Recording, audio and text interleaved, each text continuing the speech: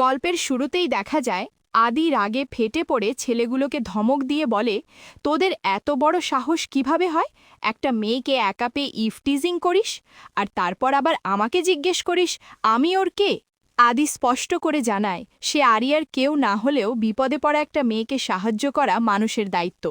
কেউ না হলে কি দাঁড়িয়ে দাঁড়িয়ে শুধু দেখবে? কিন্তু আদি কথা শেষ করার আগেই আরিয়া রূঢ় গলায় বলে ওঠে তার কোনো সাহায্যের দরকার ছিল না। সে কারো দয়া বা করুণা চায় না। ছোটবেলা থেকেই সে নিজেই নিজের লড়াই লড়ে এসেছে, তাই কেউ আগ বাড়িয়ে তাকে বাঁচাতে আসলে তার অপমান লাগে। এই কথা শুনে আদি হতভম্ব হয়ে যায়।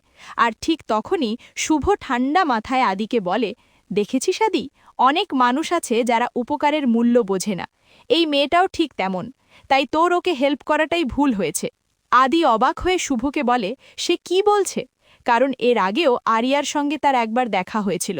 কিন্তু শুভ জানায় সে সব জানে, সেই ধাক্কা লাগা আর গিফট এক্সচেঞ্জের ঘটনাও জানে। তবু সে দাবি করে আরিয়াকে সে আরও ভালোভাবে চেনে, কারণ কলেজে সে নাকি প্রতিদিন সাজের সঙ্গে ঝামেলা করে, সাজকে বুলিং করে। আর আজকের এই কাণ্ডের জন্যই সাজের সামনে বড় বিপদ আসতে যাচ্ছিল। এসব শুনে আদি রীতিমতো বিচলিত হয়ে পড়ে, তবু শুভ জোর করেই তাকে সেখান থেকে নিয়ে চলে যায়। আরিয়া তাচ্ছিল্যের হাসি দিয়ে বলে, হ্যাঁ যান, আপনাদের থাকার দরকার নেই।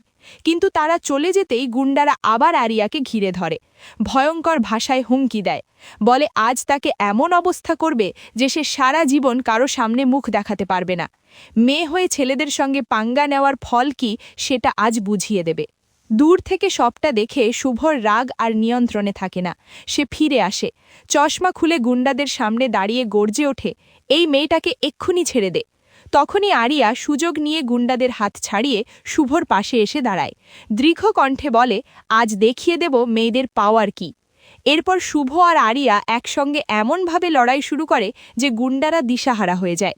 তাদের প্রতিটি চাল যেন একে অপরের প্রতিচ্ছবি, যা দেখে আদি দূর থেকে হতভম্ব হয়ে ভাবে, কথা বলার স্টাইল এক, মারার স্টাইল এক, এটা কিভাবে সম্ভব?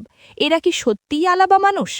অন্যদিকে বাড়িতে দেখা যায় সাজ কেশবকে বলে তার জন্য বারবার ঝামেলায় জড়ানোয় তার খুব খারাপ লাগছে। কিন্তু কেশব তাকে সাহস দেয়, বলে নিজের জন্য নিজেকেই দাঁড়াতে হবে। তখন সাজ বুঝতে পারে সাহসী আসল শক্তি। বাড়িতে পারফিউম নিয়ে মজার কথা, মা বাবার বহুদিন পর ডেটে যাওয়া, রান্না আর হাসি আড্ডায় ধর ভরে ওঠে। ঠিক তখনই আবার রেস্টুরেন্টে পুলিশ আসে। আদি আর শুভ স্পষ্ট জানায় গুন্ডারাই ইফটিজিং করছিল। পুলিশ তাদের গ্রেপ্তার করে নিয়ে যায়, কিন্তু আরিয়া কারো দিকে না তাকিয়ে নিঃশব্দে সেখান থেকে চলে যায়।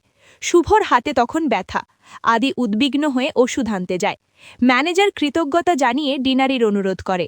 বাড়িতে মিনওয়াইল কেশবের ফোনে এক মেয়ের কল আসায় সবাই খুনসুটি শুরু করে। সেবন্তী কড়া ভাষায় এসব বন্ধ করে দেয়। শেষে শুভ হঠাৎ লক্ষ্য করে একটা ফোন পড়ে আছে।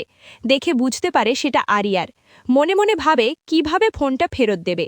ফোন রিসিভ করতেই ওপাশ থেকে আকাশের কণ্ঠ ভেসে আসে, আর দুজনেই একে অপরের গলা চিনে চমকে ওঠে। এই রহস্য, ভুল বোঝাবুঝি আর অদ্ভুত মিল নিয়েই আজকের পর্ব শেষ হয়, রেখে যায় পরের পর্বের জন্য এক গভীর প্রশ্ন।